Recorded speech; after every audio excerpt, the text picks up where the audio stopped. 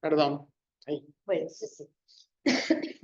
La idea entonces es hacer una actualización en las técnicas diagnósticas, sobre todo en las técnicas moleculares, las nuevas que tenemos en el laboratorio y las nuevas que van a haber en el país, qué es lo que se viene para el futuro. ¿Sí? No entré en lo clásico que ya tenemos de todos los años, no entré, pero si tienen alguna duda de cuál es el papel de las otras, igual no hay ningún problema. Bien. Ahora no me andas ahí a la flecha.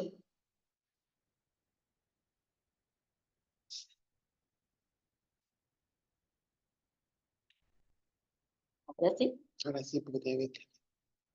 Bien. Lo primero es la declaración de conflicto de intereses, que aquí hay muchas marcas comerciales, no tengo ningún conflicto de interés a destacar, a declarar, ¿no? Bien. Como ya conocen, en el año 2020 salieron lo que son las directrices unificadas de la Organización Mundial de la Salud en cuanto a la tuberculosis, desde el diagnóstico, el tratamiento, ¿sí? El screening de la enfermedad. Estas guías, que son las guías de laboratorio, se lanzaron en el 2020 y este año hubo una nueva actualización de estas guías. ¿Sí? ¿Cuál es la recomendación básica? Primero, la que ya venimos hablando hace años, que es realizar la transición de la vaciloscopía, ¿sí? A las pruebas moleculares rápidas como primera prueba diagnóstica para el diagnóstico de tuberculosis. ¿Sí? Y la otra recomendación es que al realizar la identificación del Mycobacterium tuberculosis se realice simultáneamente la prueba de sensibilidad a las drogas. ¿Cuál es la importancia de saber la sensibilidad de las drogas antituberculosas? Primero, que el paciente tenga el tratamiento más adecuado del inicio y de esta manera poder reducir las fallas de tratamientos y los fracasos y las recaídas. Evitar la aparición de nuevas resistencias por la presión de selección de los tratamientos inadecuados. Ustedes saben que el Mycobacterium tuberculosis no es como las enterobacterias, que hay transferencia de genes entre bacterias. La resistencia al Mycobacterium tuberculosis es por mutaciones puntuales en la bacteria. ¿Sí? Entonces, estas mutaciones son al azar en la replicación del germen, ¿sí? Pero sí las podemos favorecer por tratamientos inapropiados. ¿Sí? Y por último, también conocer desde el inicio la sensibilidad va a evitar la diseminación de esa cepa resistente en la comunidad. ¿Cómo estamos en Uruguay en resistencia? La charla pasada no hablamos nada. En Uruguay la resistencia sigue siendo baja. ¿tá? La principal, la más común es la resistencia aislada y isoniazida, que está cercana al 1%, un 0,8%, y la resistencia a la rifampicina y la multidrogaresistencia, que es resistencia a rifampicina e isoniazida, a las dos juntas, está en el torno del 0,5%. ¿Sí? O sea, siguen siendo niveles bajos, pero sí estamos en un momento en que es importantísimo detectar las resistencias del inicio para lograr aislarlas y evitar su diseminación. Bien. La OMS, en esas recomendaciones del 2020, en las actualizaciones de este año, hace recomendaciones puntuales con marcas comerciales de pruebas diagnósticas que ellos recomiendan para el diagnóstico de tuberculosis. ¿Sí? Además de todas estas, obviamente hay más, pero la OMS no las recomienda. Las primeras son las pruebas diagnósticas con detección de fármaco de resistencia desde el inicio. ¿Sí? Y acá se divide en dos categorías, de baja complejidad y de moderada complejidad. Las de baja complejidad está el Expert, que es el que nosotros todos conocemos y que está más diseminado en el mundo y en nuestro país también, y el Molbio Diagnostics TrueNAT, que es este aparato chiquitito que hace una PCR en un microchip, ¿sí? Y es muy excelente. La manera de trabajo es muy similar, digamos, al Expert y también tiene la detección de resistencia a la rifampicina desde el inicio. Después están las plataformas de mediana complejidad. Estos ya son equipos que son más grandes, que requieren de trabajo de mesada o de preparación, digamos, que ya requieren de un laboratorio y un laboratorio que tenga áreas de biología molecular. ¿Sí? No es lo mismo que estos que nosotros le podemos poner en cualquier mesa, en cualquier lado, en una policlínica, y va a funcionar y no vamos a tener problema. Bien, estos son un poquito más complejos. De estos, la novedad es que el BDMAX este año fue lanzado en Uruguay. ¿Sí? O sea que lo vamos a poder empezar a ver en estos próximos meses o años. Después están las pruebas de diagnóstico inicial sin detección de farmacoresistencia, que está la amplificación por loop, que es una medida, es una forma de amplificar el material genético, que es, digamos, similar a la reacción en cadena de la primerasa, pero con un método, digamos, un fundamento diferente. Este está en Uruguay. La verdad es que no se usa, está disponible, no ha tenido mucho éxito. Tiene dos grandes desventajas. Una es que la sensibilidad es menor que para el expert y no está recomendado ni para muestras extrapulmonares, ni para los pacientes de VIH, ni para los niños. ¿Sí? Y el otro es que no hace la detección de resistencia a la rifampicina. Entonces, bueno, cuando uno va a elegir, todos nos volcamos hacia la otra tecnología. Pero es algo robusto que en otros países se usa, por ejemplo, en el medio de la selva, bueno, o sea, para lugares un poco menos tecnificados, digamos. Después están las pruebas de inmunocaptura de tipo point of care de baja complejidad, que viene a ser como si fuera un EVA-test, pero para tuberculosis. La única marca que está recomendada por la OMS es Alere. A mí ya me han contactado, yo calculo que capaz que en el correr de este año está disponible en Uruguay. Esto tiene una sensibilidad que es baja y está recomendado únicamente para poblaciones de VIH. ¿Sí? Para poblaciones de VIH en dos situaciones. En los pacientes internados, en aquellos que tienen una enfermedad avanzada, ¿sí? Con un recuento de CD4 menor a 200, o en los que no están internados, también con enfermedad avanzada, signos y síntomas con CD4 menores. Pero no es, o sea, en un paciente VIH que no tiene una enfermedad avanzada no está indicado, y en un paciente que no es VIH no está indicado. Pero sí, o sea, el uso de esto es la puerta de emergencia, llega el paciente, se le pide una muestra de orina y se le hace el test de fluido. No es para usar en sustitución, digamos, de las pruebas moleculares. Es como un complemento más rápido. Bien. Después están las pruebas de segundo paso, que son para la detección de farmacoresistencia. Cuando yo ya tengo el diagnóstico de tuberculosis y quiero ir un paso más allá. Y entonces acá viene el cartucho XDR del expert, que lo que hace es detectar mecanismos de resistencia para la isoniazida, la fluoroquinolona y los aminoglucósidos inyectables, y bueno, la tienamida, alguno más, pero drogas que después no sabemos. Y después están la amplificación, hibridación reversa, los LIPA, los HAIM, que es lo que nosotros usamos clásicamente en el laboratorio para la identificación molecular. Estos son ensayos de pruebas en línea que tienen sondas específicas en la tirilla, ¿no es verdad? Y dependiendo del patrón que encontremos en la tirilla, la identificación de la micobacteria y la sensibilidad a los antibióticos. Esto sí está reservado para laboratorios de referencia por los casos generales. No se va a hacer en ningún laboratorio que no sea acá en nuestro país el nuestro y de referencia de tuberculosis en la región. Bien. Esta es la parte que ya todos conocemos, pero que me pidieron que la repita. ¿Qué es el expert? El GeneXpert es una plataforma de biología molecular rápida que desarrolla una reacción en cadena de la polimerasa a tiempo real para la identificación de genes del complejo Mycobacterium tuberculosis y resistencia a fármacos. La gran ventaja es que es una plataforma cerrada. Todo lo que va a ocurrir es adentro de este cartucho. ¿Sí? Y eso lo que limita mucho es la contaminación cruzada entre los muertos. ¿Sí? Cuando nosotros trabajamos con biología molecular, hay un riesgo importante de que después, en la última etapa, donde yo ya amplifiqué todo el material genético, ¿sí? Se produzca, si yo no tengo mucho cuidado, contaminación en el aire, ¿sí? Que puede contaminar muestras de otros pacientes. ¿Sí? Entonces, esto, como todo ocurre acá adentro y se descarta así como está, ese riesgo realmente está muy minimizado. ¿Sí? Y esa es la gran ventaja que tiene. Lo otro es que es muy simple de usar y realmente no requiere de personal muy entrenado. ¿Sí? O sea, si uno le da una capacitación de 5, 10, 15 minutos a una persona, es posible que ya lo pueda saber hacer. Tenemos dos cartuchos. El Expert Ultra para la detección de tuberculosis y resistencia a la rifampicina y el XDR que les dije recién que complementa la detección al resto de las drogas.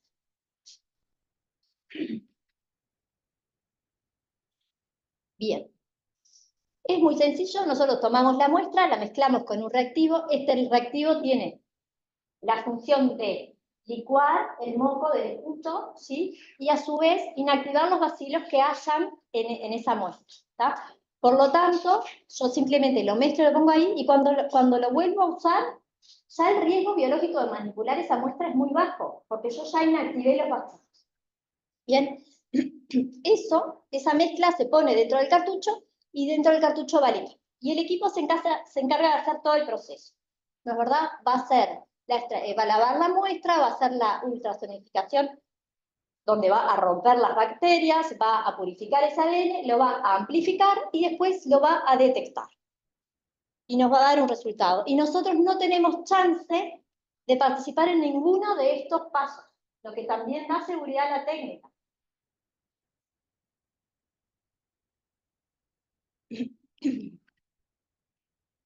Bien, la reacción, la reacción en cadena de la polimerasa en tiempo real es una amplificación, ¿sí? A partir de una molécula, yo la someto a distintos ciclos de temperatura y con otras determinadas condiciones que hoy no vamos a entrar, y a partir de una molécula paso después de 40 ciclos a 2 billones de moléculas.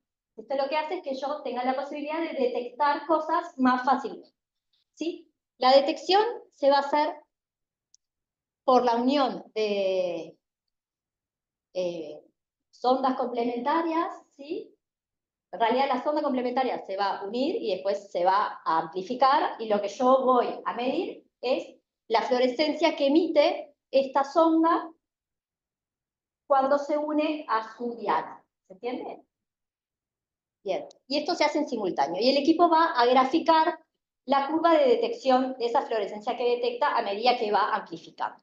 ¿Qué es lo que busca el cartucho ultra? Busca dos cosas diferentes y lo hace con dos tipos de primers o sondas diferentes. Por un lado, para la identificación, usa sondas que están dirigidas a secuencias de inserción que están altamente repetidas en el genoma, ¿sí? Esto lo que da es la posibilidad, lo que hizo fue bajar el límite de detección de la técnica. ¿Por qué? Porque si yo antes tenía una bacteria y buscaba un gen que estaba en una sola copia, obviamente, si yo ahora busco un gen que está en 16 copias y otro que está en 5 copias, tengo mucho más chance de detectarlo que lo tenía antes. Esta es la incorporación que tuvo el cartucho ultra con respecto al cartucho anterior, y que hizo que bajara el límite de detección de 130 a 12 más o menos unidades formadoras de colonia por mililitro. Bien. Estas sondas son muy específicas y se unen únicamente a esa secuencia, ¿sí? O sea, si la secuencia que él tiene en esas pares de bases de la sonda no está exactamente igual en la muestra, no se va a unir, ¿sí? Por otro lado, tiene 4 sondas que son degeneradas, que a diferencia de la anterior, permite que se pegue igual, aunque tenga algún mismatch, aunque alguna base no coincida exactamente, ¿sí? Estas ondas están dirigidas contra la región determinante de resistencia a la rifampicina de 81 pares de bases,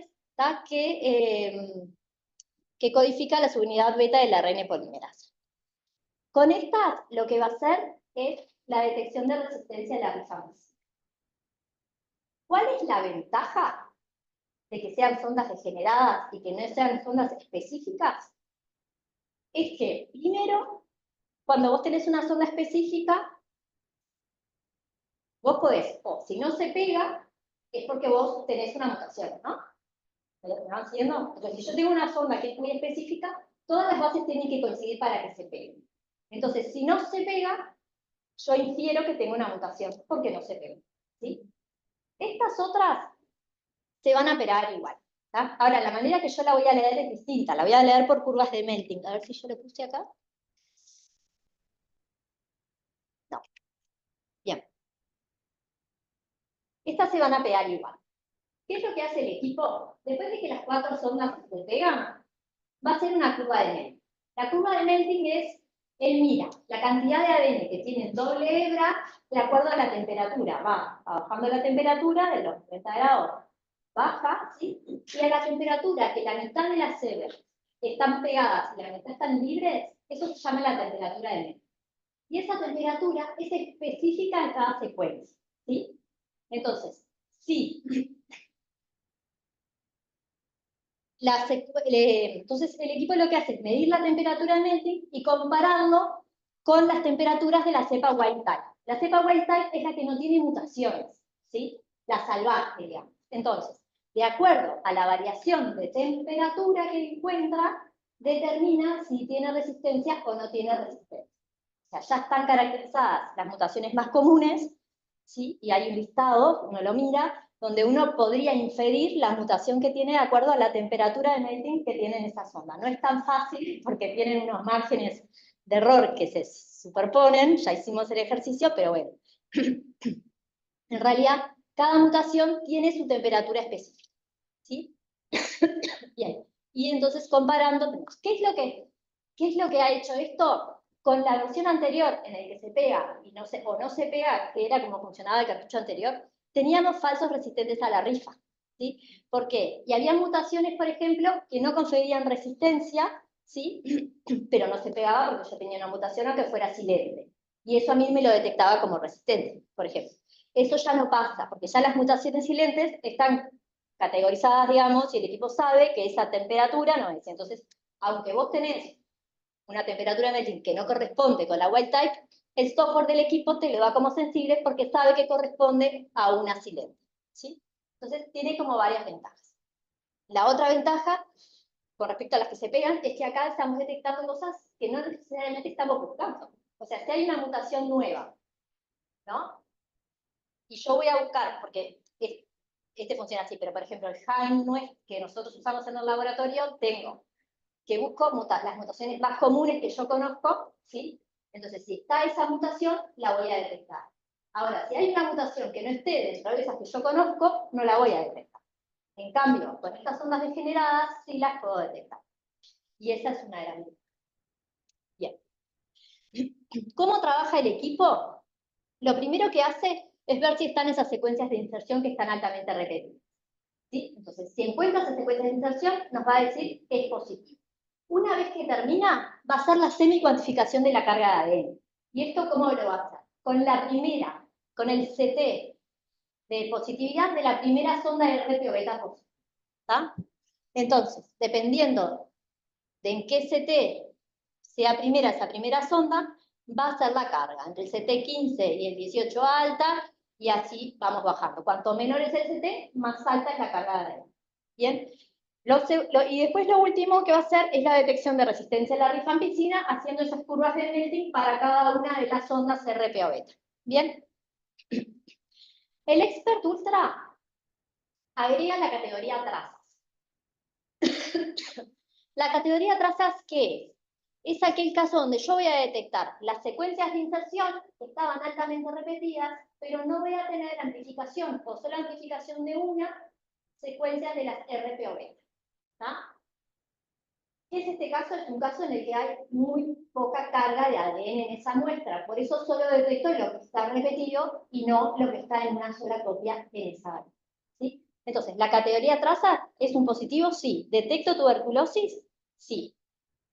¿Puede darme un resultado de resistencia a la rifa? No, porque no logró amplificar los genes de las ondas del RPO. ¿Dudas? ¿Preguntas? Si yo tengo una Sí. con muy baja, se amplifica las ondas, se puede detectar. Sí, con el muy bajo. Bien. ¿Cuáles son los tipos de muestras que están admitidos para el Expert?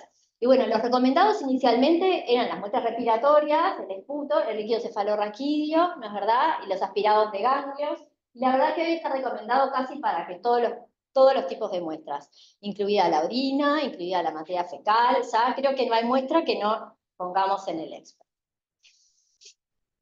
¿Cuál es la limitación? El volumen que necesitamos. En realidad el volumen no es tanto. El volumen son 0,7 mililitros, ¿no? Menos de 1 mililitro de muestra.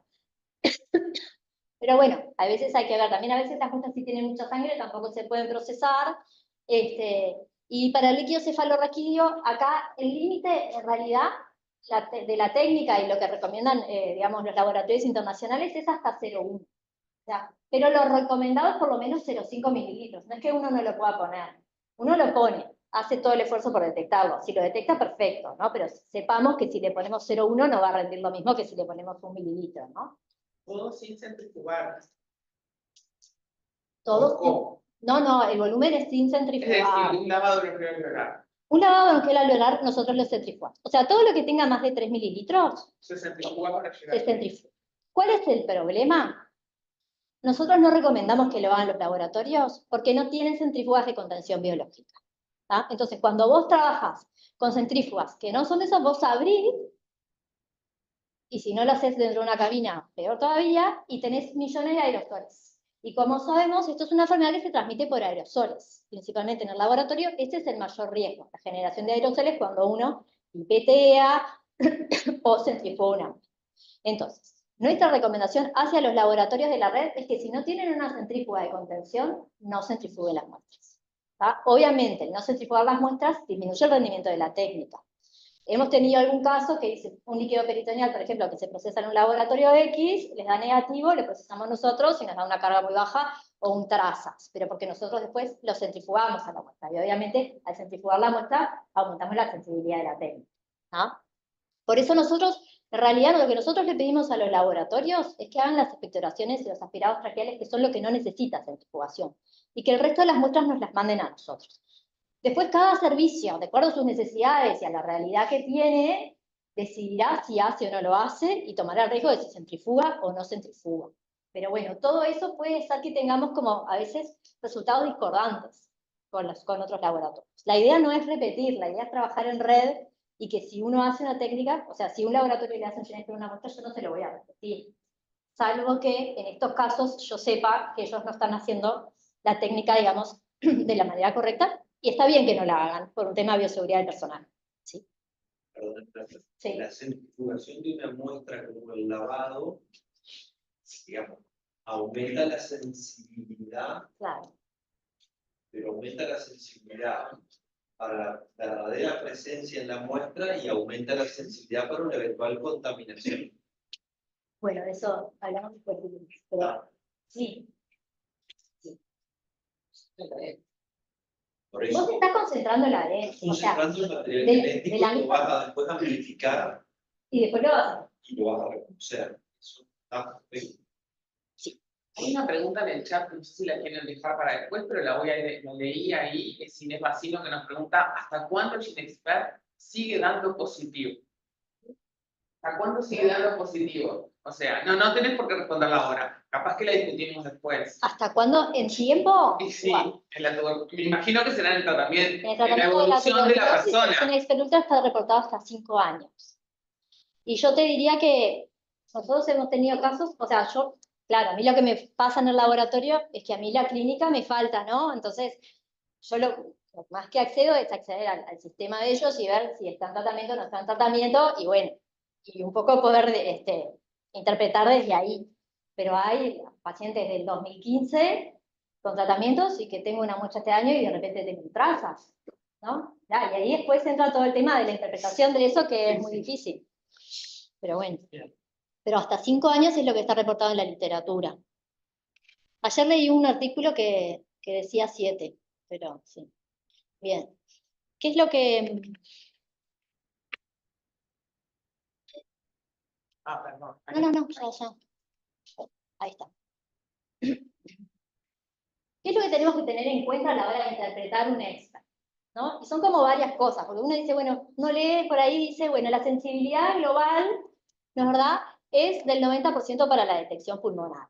Está bien, eso es de un metaanálisis, una Cochrane, que tiene muchos estudios con muchos pacientes. Ahora, eso yo no lo puedo aplicar a todos los pacientes, porque todos los pacientes son diferentes. Entonces, yo tengo que saber que, por ejemplo, si mi paciente es VIH, la sensibilidad va a ser un poco menor. ¿No es verdad? Que si mi paciente es previamente tratado, por eso que decíamos, la sensibilidad va a ser menor, pero además la especificidad va a ser mucho menor. ¿Sí? Que obviamente los pacientes que tienen baciloscopía positiva, la sensibilidad va a ser un 100%. Pero en aquellos que tienen una baciloscopía negativa, una enfermedad paucibacilar, ¿no es verdad? La sensibilidad de la técnica va a bajar. Entonces yo siempre tengo que interpretar ese resultado según el paciente que tengo adelante. Para la detección de resistencia a la rifa, la sensibilidad es alrededor del 95% y eso como que no varía mucho. Tampoco es lo mismo la sensibilidad para los distintos tipos de muestras, ¿sí? Y esto está bien descrito, ¿no es verdad? La sensibilidad es mayor para la expectoración, para la aspirado traqueal, para las muestras respiratorias. Ahora, cuando yo me voy a las muestras extrapulmonares, la sensibilidad baja muchísimo, ¿sí? Y también, y no es un tema menor, está contra qué yo mido esa sensibilidad. ¿Cuál es mi gol estándar?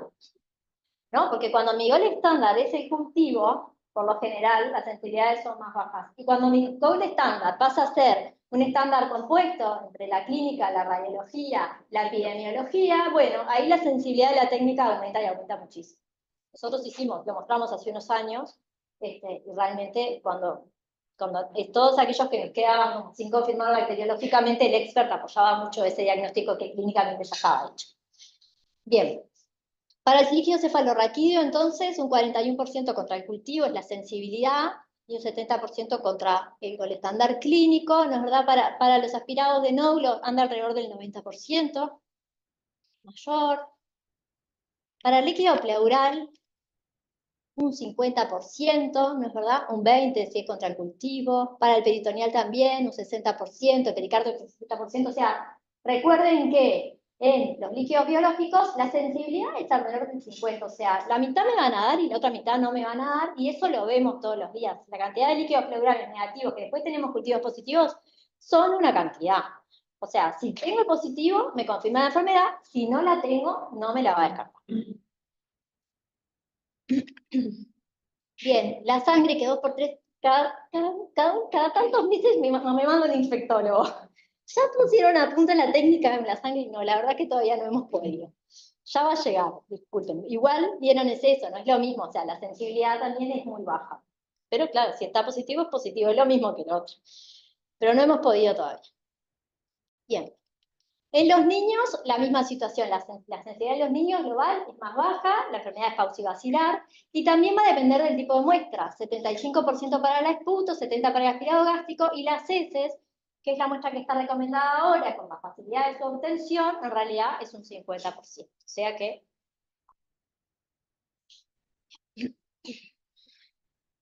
Lo nuevo. Y una pregunta. Mm. Hablando de muestras que sean fáciles de obtener, por supuesto no en líquido pleural, Claro. pero en heces o en orina uno podría mandar 3. Eso, digo, extrapolando de otras cosas que tienen sensibilidad baja, no. Sí, podría. No, podría, aumentaría Costo. teóricamente. Aumentaría, sí, claro. Siempre que vos aumentás el número de muestras, vas a aumentar la chance de recuperarlo. Eso es así. Pero está. Pero el tema es el costo-beneficio Sí, sí. de aumentar. Hace el costo. Costó mucho. Sí, sí. Mucho. Y con otra limitante, porque nosotros que tenemos acceso al cartucho barato, no tenemos disponibilidad. Si yo tuviera una disponibilidad ilimitada de cantidad de módulos para hacerlo y de plata para hacerlo, encantada. El tema es que si yo le hago a uno, dejo de hacerle a otro. ¿Me explico? Entonces, hacer 3 veces es como difícil. Entonces, lo estamos haciendo en materia fecal, lo estamos haciendo en niños, por lo general de las muestras que nos llegan, le hacemos a una, las otras se cultivan. Y en adultos, en algún paciente VIH nos han pedido, o sea, los adultos ya es como que nos llaman y lo coordinamos, o sea, tiene que haber como una sospecha muy alta. La otra vez hicimos uno y salió positivo. Pero no es que lo hacemos de rutina. Después les pongo yo qué es lo que hacemos. Bien. Esta es la nueva incorporación del 2024 del laboratorio, que es el cartucho XDR, que se utiliza como una prueba reflejo ante un ultrapositivo. Tengo un ultrapositivo, le hago el XDR para terminar el estudio de la sensibilidad a ese paciente. Es lo mismo, una PCR del tiempo real con interpretación por curvas de Melting, exactamente igual que el anterior. Tiene un límite de detección que es un poco más alto, 136 unidades formadoras de color. Eso cuando, digamos, es la muestra sin concentrar y 86 cuando yo concentro la muestra. ¿Qué quiere decir esto? Que yo puedo tener ultras positivos con XDR negativo, y eso nos pasa. Las trazas directamente no las pasamos, no está indicado porque no llega al límite de detección de la técnica. Los pasamos de los muy bajos en adelante, ¿sí? Igual hay algún muy bajo o un bajo que a veces nos da negativo y hay que esperar el cultivo. Se puede aplicar a muchas extrapulmonares además de las respiratorias. Esta es una gran ventaja que tenemos, porque nosotros antes lo que hacíamos era el find directo de la muestra, ¿no? O sea, esas tiras de nitrocelulosa que les mostramos antes, cuando nosotros teníamos una muestra positiva por expert o por vaciloscopía, le hacíamos eso para saber la sensibilidad de la isoniazida. pero solo se puede hacer en muestras respiratorias. Entonces, todo lo que era extrapulmonar nos quedaba sin la sensibilidad de la isoniazida hasta que tuviéramos el cultivo positivo. Esto nos permite que a todas las muestras extrapulmonares de entrada le podamos hacer todo.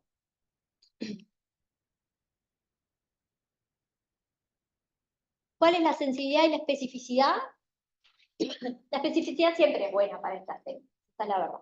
La sensibilidad para la isoniazida es del 94%, para la fluoroquinolona es un 93%. Y la micafina, que ya está en desuso, en realidad en 86 es más baja.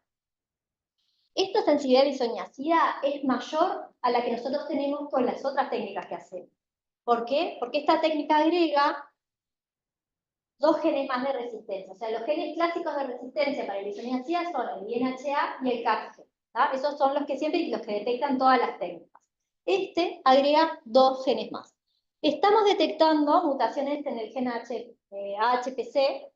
Ahora, lo que no está claro es realmente la implicancia que tiene esta mutación. ¿Por qué? Porque cuando hacemos las pruebas fenotípicas, hemos visto, o sea, tenemos pocos pacientes. Partamos de ahí, esto no es...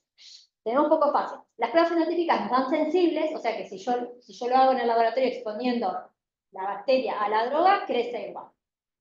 ¿Sí? Y lo otro es que los pacientes que hemos tenido han marchado bien con el tratamiento convencional. Así que bueno, esto en realidad es como que un trabajo que tenemos por delante de ver qué valor tiene esto. No hay mucho publicado en la literatura tampoco con este gen, con lo cual estamos viendo. Lo que sí, las cifras de resistencia a la isoniazida del laboratorio subieron un poco a expensas de la detección de este gen este año. Bien.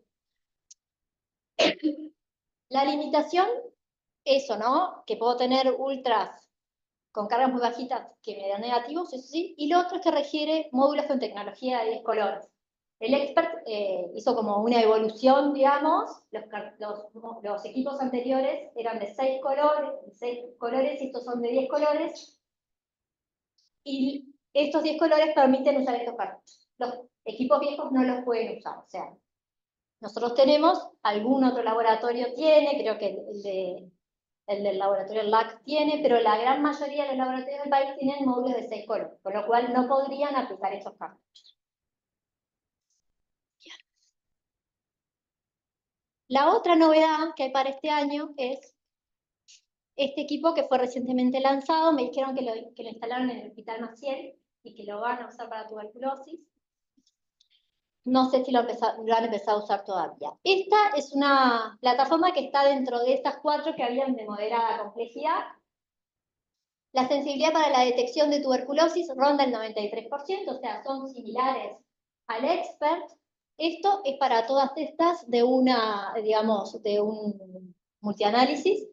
Y después, claro, yo me puse a buscar para buscar específico de esto, pero claro, al no haber un metaanálisis de esto, o sea, tenemos muchos, ¿no? Estudios puntuales cada uno con sus cosas, pero bueno, me quedé con el global. La conclusión de todo lo que leí es que es similar al expert. Eso es lo que podemos decir, tanto en la detección como en la detección de resistencia a la red. Bien, es una PCR en tiempo real y detección mediante hibridación de sondas fluorescentes específicas. Esto no es por curva de melting, es por la otra tecnología que estamos hablando. La detección de Mycobacterium tuberculosis también la hace por las secuencias de inserción, con lo cual el límite de detección es muy similar al del ultra. Ellos hablan de media unidad formadora de colonia por mililitro. Y 6 para la detección de resistencia. ¿Tá? O sea que, como el ultra, ¿no? Entre 6 y 10 es como 2. Nos va a dar, la ventaja que tienen es que detectan resistencia a la rifampicina y a la isoniazida de entrada. No es que yo después tengo que hacer otra prueba de Desde el punto de vista del laboratorio, digamos, es un poquito menos trabajos. Bien. Y me va a dar, detecto tuberculosis, detectado low, que vendría a ser el equivalente al trazas, que no me va a dar la resistencia a los antibióticos, y o que no sé. Entonces, básicamente, tiene como las mismas prestaciones que el expert, con las mismas sensibilidades, con la ventaja que nos da la resistencia a la isoniazida. No es para aplicar, ¿no? Es ya para tener en un laboratorio establecido, y bueno, y vamos a tener los mismos problemas de interpretación que tenemos con el otro. Bien, Entonces antes la vaciloscopía era como lo que teníamos, ¿no es verdad? Ahora estamos en la era de las pruebas moleculares rápidas y lo que se viene es la secuenciación directa de la muestra clínica. Esto ya nos los han ofrecido, ya si queremos lo podemos implementar. Es una secuenciación dirigida, o sea, va dirigida a 21 genes y logra la identificación de la especie y también nos logra hacer linajes dentro de lo que es la identificación, lo cual es una ventaja, ¿no es verdad? Y además tenemos la detección de resistencia a rifampicina, isoniazida, piracinamida, tambutol, fluoroquinolonas, amicacina, caramicina, capromicina, streptomicina, tiramida, beta-aquilina y linezolida, que acá es donde está en realidad el mayor interés, porque son las drogas nuevas para los pacientes multidrogoresistentes, que hoy no hay una prueba molecular rápida para hacer para esos pacientes. Bien. Esto más o menos es el formato como presenta la información, donde detecta resistencia.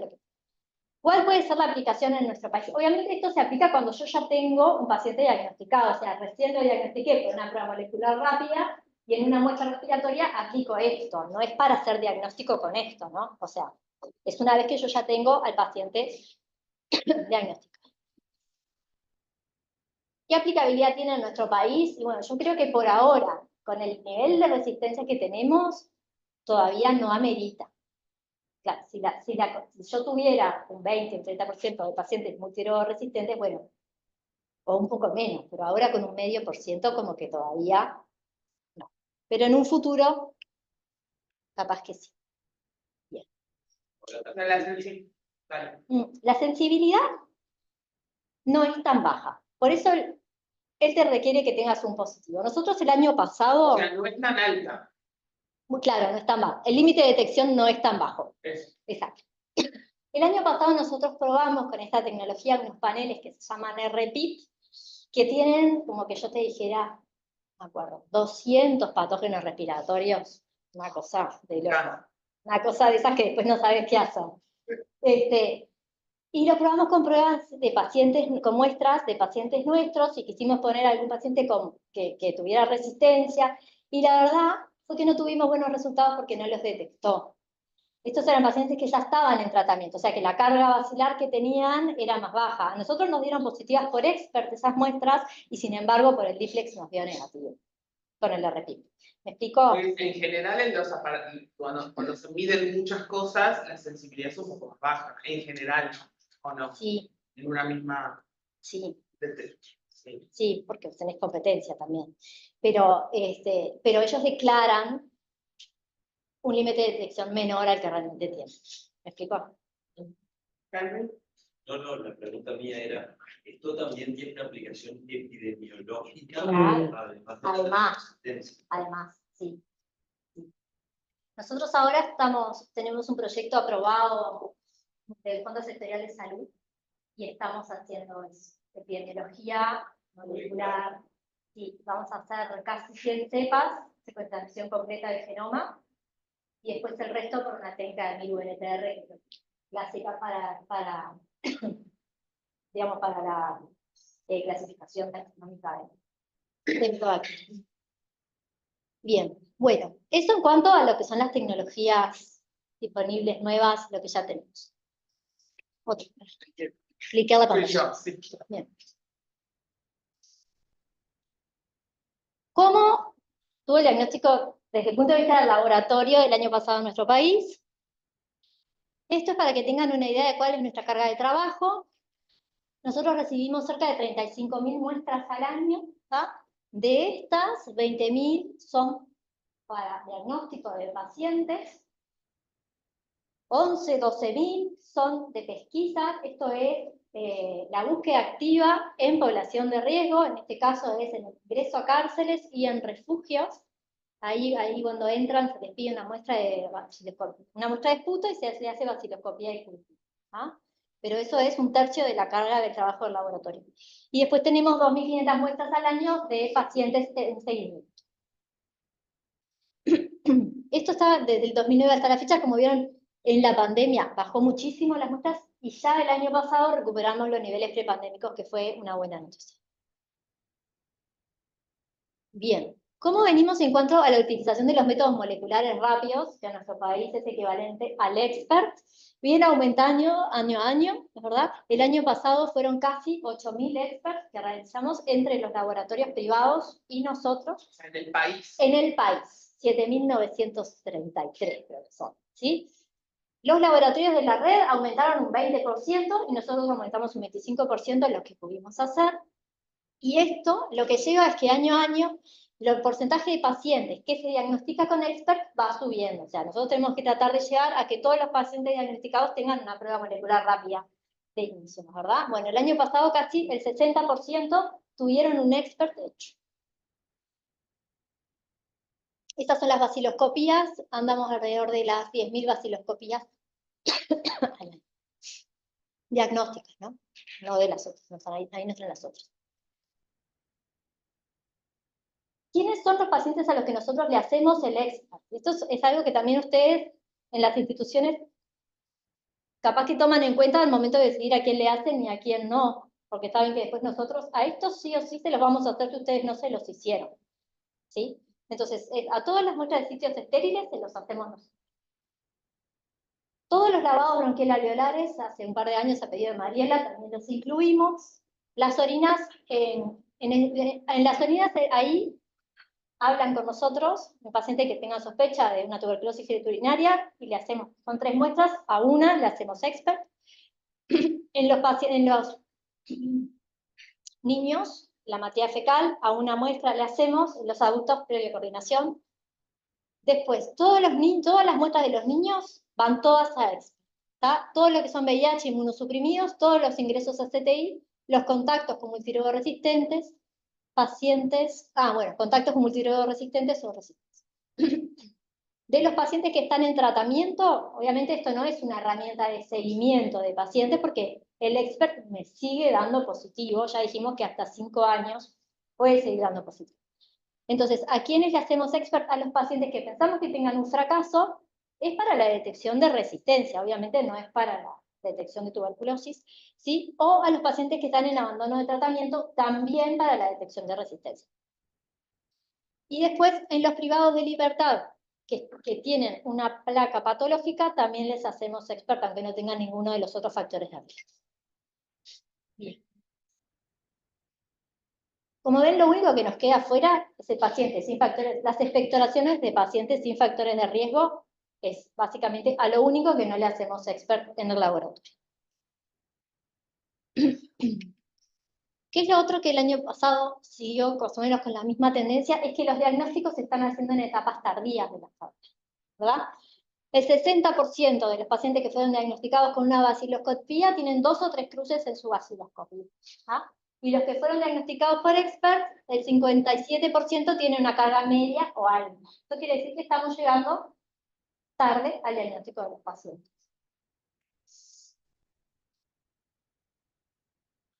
Bien.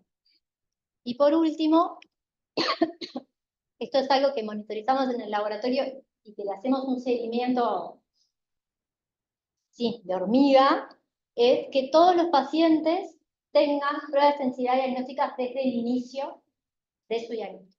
¿Sí? El año pasado, de los 1.350 pacientes notificados, 1.008 tuvieron confirmación bacteriológica en el laboratorio. Tenemos un problema que hay algunos laboratorios grandes que no ingresan las muestras al TBSOF, ni nos remiten las muestras, y entonces ahí tenemos como un gap de un 7% de pacientes que no están en el TBSOF, y es un problema que estamos tratando de... Son rebeldes. No sé. Hay problemas administrativos en algunos lados, no me hagas entrar en eso. No, porque para nosotros el DIVSOP ha sido una herramienta buenísima para no tener que estar, bueno, realmente es como tener la historia biológica, ¿no? De muestras que se enviaron y todo. Sí, es un problema que va creciendo y que nos preocupa mucho porque aparecen pacientes y no tenemos más muestras. Entonces, eso nos ha pasado, que tenemos Ni datos ni muestras. Ni datos ni menciones. Desaparece completamente el paciente a un CT nuestro al tratarse, con el resumen de alta, que dice positivo, lo toca al agresor, y no hay nada. Y nos ha pasado poco pero das un llamado de atención que después el paciente empieza el tratamiento, por supuesto, y nos hemos entrado en una resistencia por 3 o 4 meses, por el laboratorio.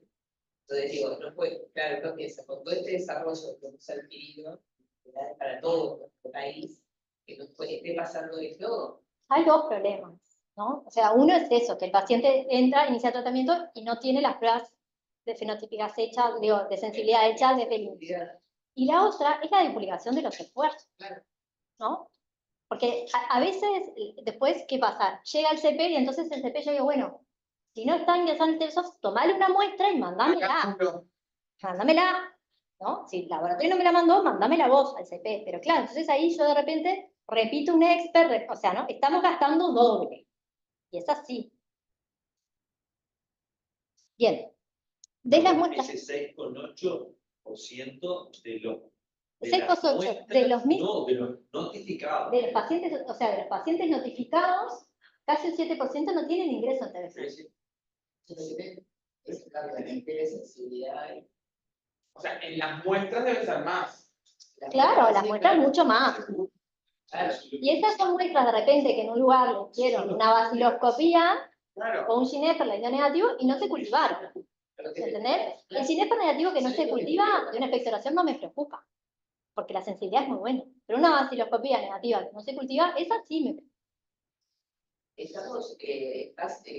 Ahora se elaboró una nota para que ustedes se publica, para que se notifique, se decrete, no sé cómo es, de los laboratorios. No está normatizado eso. No hay. Ahora ya la elaboramos, estamos esperando las autorizaciones. Nosotros no tenemos un mecanismo que nos ampare para coaccionar a los laboratorios. O sea, la verdad es que la gran mayoría trabajan en red con nosotros muy bien por su propia voluntad. Digo, hubo un comunicado del ministerio para empezar a trabajar en red en 2018. Sí, me acuerdo perfecto. Pero no hay, digamos, una normativa que obligue. Bien. Entonces, del total de las muestras respiratorias de esos pacientes, que fueron 936, casi el 90% tuvieron una prueba de sensibilidad directa de muestra clínica. Y eso es muy alto.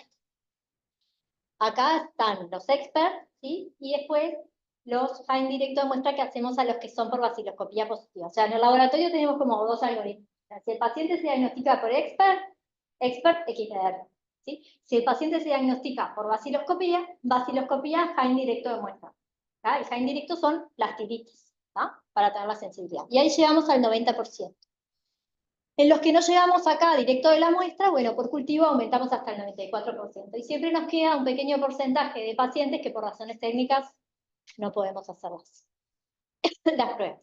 Y en las muestras extrapulmonares, que fueran 102 en estos pacientes, 94 tienen el expert ultra hecho directo de la muestra. Y acá nos queda un 6%, que sí, pero si le haces a todo, ¿por qué no? Y bueno, porque la sangre, por ejemplo, no lleva, la médula ósea no lleva, no toda la orina lleva, entonces, nada, por eso no tengo un 100% de hecho. Pero en realidad, como que las críticas sí están. De estos 94, el 75% tuvieron un positivo del inicio. Y esto lo que muestra es la disminución de sensibilidad que tenemos en las muestras extrapulmonares con el expert, porque estos después todos tuvieron el cultivo positivo. ¿Sí? Y bueno, y después llegamos a un 93% cuando terminamos de hacer el estudio de los pacientes en el. Bueno, y eso era lo que teníamos para contarles del diagnóstico del año pasado. Bueno, muchas gracias. Vamos a dejar de compartir para ver la... Cuando viene a pago laboratorio, si hay una sensibilidad positiva, la prueba se hace, por eso es una prueba. Por eso esto lo quiero decir. Pero no sé si lo querías preguntar eso. ¿Qué esperamos? ¿Qué esperamos? ¿Qué esperamos de una muestra? ¿Qué esperamos de una muestra respiratoria? Claro. Nosotros tenemos, el laboratorio está como bastante algoritmizado, digamos, ¿no? Entonces, dependiendo de la muestra, el tipo de muestra que llega y los factores de riesgo del paciente, ¿a qué le hacemos a cada una de las muestras? Entonces, lo primero que tenemos es si le hacemos expert o no le hacemos expert, que ahí los criterios de inclusión ya los tienen. Y después es si lo mandamos a un cultivo en medio sólido o un cultivo en medio líquido. Y ahora tenemos un híbrido también. ¿Tá? ¿Qué nos pasó? Realmente lo que queremos mandar al cultivo medio líquido es mucho. ¿Cuáles son las ventajas de uno y otro? O sea, el cultivo medio líquido tiene mayor sensibilidad. ¿Por qué? Porque la muestra se concentra cuando se decontamina, ¿no? Las muestras las centrifugamos, las concentramos, las decontaminamos y después las cultivamos en un medio líquido rico y que además realiza el monitoreo continuo de la muestra y por tanto logra disminuir el tiempo de positividad a 7, 10 días, ¿no? Hasta 42 días para sacar los negativos. O sea que los tiempos son cortos. El grueso del trabajo del laboratorio sale por el cultivo en medio sólido, que en realidad la muestra no se concentra, y va a un medio sólido que se mira a la semana, donde se sacan los contaminados y las micobacterias de crecimiento rápido, se mira al mes, donde salen los cultivos de alta carga, y a los 2 meses, donde salen los de baja carga y los menores, ¿sí? Pero yo tengo 8 semanas para terminar el estudio de esa muestra.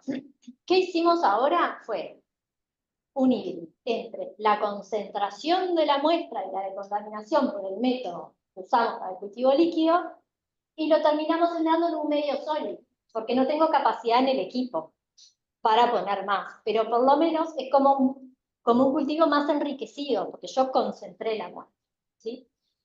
Entonces ahora lo que no me entra en el equipo va a ese intermedio. Demora más, pero bueno, por lo menos se supone que tengo mayor sensibilidad en esas muestras. O sea que para decir que un cultivo es negativo, en uno de los métodos precisamos 2 meses, Y en el digo, otro, por más que podemos tener una posibilidad antes, claro, pero para decir es negativo, 42 vamos a precisar o 42 2 días días en el líquido y 8 semanas. y 8 semanas en el. Cuando ustedes miran en TVSoft, para darse cuenta qué tipo de cultivo es, uno dice CT, que vendría a ser el cultivo común, el otro dice CR, el cultivo rápido. Y ahora hay uno que es C+, que es el cultivo plus, que es el híbrido que les digo. Ese va a demorar las mismas 8 semanas. Lo único que tiene la concentración de la muestra que no tenía. ¿Tá? Bien. ¿Qué es lo que va del cultivo rápido? Va todo lo que son fracasos de tratamiento, sospecha multidrogresistente, toda esa parte nuestra, digamos, y después van los pacientes en CTI. Los inmunosuprimidos, intentamos que vayan al rápido. Si está muy lleno y no podemos, le mandamos al plus. Los niños van al plus. Embarazadas, oncológicos, todo eso sí va al rápido. CTI va al rápido. ¿Tá? Y bueno, es más o menos parecido al expert. Lo que pasa es que ahora el volumen de inmunodeprimidos y VIH es tan grande que no los podemos poner. La verdad es que cuando nos mudemos al laboratorio nuevo, que está empezando, estábamos ahí, Dios quiere, adjudicando la obra, y capaz que en 1 año y medio, 1 año estamos ahí, ¿Dónde es? en el Calmet. Va a ser un piso más arriba del Calmet. Ahí vamos a aumentar la capacidad de cultivo líquido. ¿Ah? Ahí vamos a poder.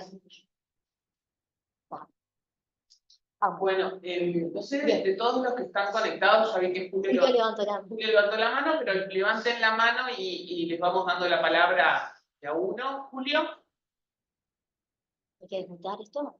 No, Muy creo que buenos días, ¿cómo están? Gracias a las colegas de la Comisión Honoraria de Lucha Antituberculosa y Enfermedades Prevalentes, al laboratorio, ahí está Mariela, la veo, por ponernos sobre la mesa toda esta información. Ha sido un cambio de paradigma, ¿no? Hacer los diagnósticos por biología molecular, y se ha trabajado mucho en eso. Ahora, eso ha traído algunos desafíos y estaría bueno que lo podamos discutir entre todos, que tenemos algo de tiempo. Yo antes de eso quiero hacer un par de preguntas. Una es, ¿qué porcentaje de las tuberculosis, de los 1.350 pacientes notificados del año pasado fueron diagnosticados por biología molecular? Si ese dato lo tienen a mano. Y la siguiente pregunta, sí, ¿querés contestarme eso primero? Sí, lo mostré hace un ratito, 60%. 60% del 75% que finalmente tuviste una confirmación bacteriológica. No, de la totalidad.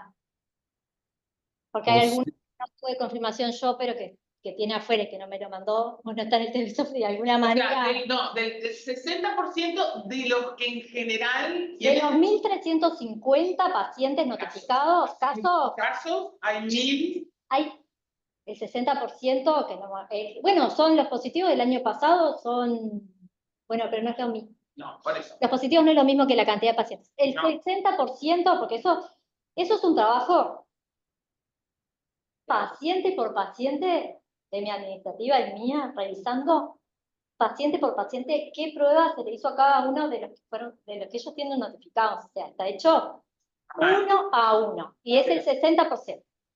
No, lo que hay que decir, pero capaz que para aclarar, que los casos en realidad son todo paciente que empieza un tratamiento antituberculoso. Exacto. La definición de caso no es bacteriológico, a diferencia ese que empieza. Entonces, de esos que empezaron, 60% tuvieron como primera prueba diagnóstica, pues hizo el 60% de los casos. de los casos, claro, porque ahí hay como casi 300 que no tuvieron confirmación bacteriológica de ningún tipo. 22, 23% que no tuvieron ninguna. Bien, así que el 60%. De esos que fueron diagnosticados por biología molecular, ¿cuántos tuvieron cultivos positivos? Lo preparé. ¿Tenés ahí la presentación? Sí, claro. ¿La tuya? Porque yo sabía que... Claro, la está que te acá. hice recién. Ahora, a ver si. Con las flechitas. ¿Está? Ahí. Ya estábamos preparados. Ahora, esto es lo que Eso, acá están, yo lo que hice fue tomar del TVSOF todos los pacientes, todos los experts positivos sin desarrollo en el cultivo. ¿Tá? Esto no quiere decir que sean pacientes, porque capaz que hay algunos que están repetidos. ¿sí? Igual después hice un trabajito de hormiga para llegar a algo mejor. Pero, entonces,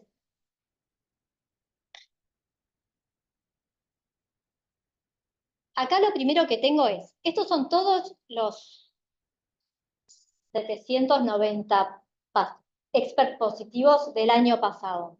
No sé bien cuánto da la suma, pero anda por ahí. Entonces, de los high y medium, que fueron 320 y algo, 16 no tuvieron desarrollo en el cultivo. De los low y very low, 226 sí y 142 no. O sea, esto es casi un 40% que no tuvieron desarrollo, de los low y los very low. Y las trazas, un 60%, o sea, 66 tuvieron desarrollo y 96 no. O sea, y esto, Un tercio. No. las trazas crecen un tercio. Y esto está acorde con la literatura, porque esto lo estuve revisando ayer, y es lo que reportan. O sea, las trazas crecen una tercera parte de las muestras. El resto no crece. ¿tá?